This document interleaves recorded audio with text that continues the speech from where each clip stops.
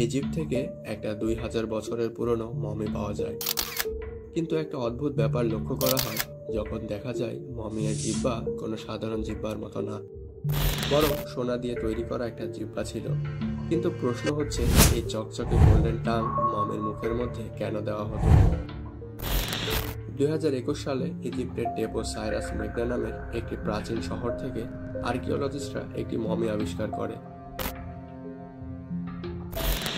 যখন ওনারা মমিটাকে স্ক্যান করে তখন এর স্কেলেটন একদম নর্মাল ছিল, কিন্তু একটা জিনিস অদ্ভুত ছিল, মুখের মধ্যে পিওর গোল্ডের জিহ্বা।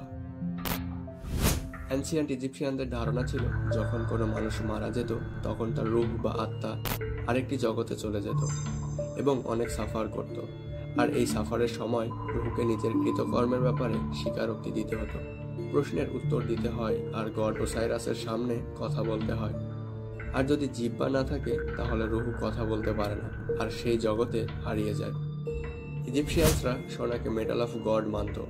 ওরা বলতো এটা জমিনের না আসমানের বিশেষ একটি ধাতু, না কখনো এটাতে জং ধরে আর না কখনো এটা শেষ হয়। আর যদি কারো জিহ্বা গোল্ড দিয়ে বানানো যায় তাহলে তারা সবসময় কথা বলতে পারবে। এটা একটা সিম্বলিক গ্যারান্টি ছিল যে মারা যাওয়ার পরেও তাদের জিহ্বা কবুল করা হবে।